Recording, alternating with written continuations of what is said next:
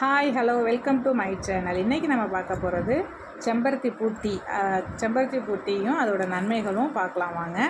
செம்பருத்தி பூவை நல்லா அலசிட்டு தண்ணியில் கொதிக்க வச்சு சர்க்கரையும் லெமனும் கலந்து குடிச்சிங்கன்னா ரொம்ப டேஸ்ட்டாக நன்மைகள்னு பார்த்தீங்கன்னா இதய நோய்கள் வராமல் தடுக்குங்க, மாதவிடாய் வலி இல்லாமல் இருக்கும், அடிக்கடி சிறுநீர் கழிப்பது கட்டுப்படுத்துகிறது, சிறுநீர் பாதைகளில் உள்ள சிறுநீர் தொற்றை சரி செய்கிறது, ப்ரெஷர் சுகர்லாம் கண்ட்ரோலில் வச்சுருக்கு, ரத்தத்தை சுத்தப்படுத்துகிறது, தலைமுடியை பாதுகாக்குது, தோல் ஆரோக்கியத்தை மேம்படுத்துகிறது.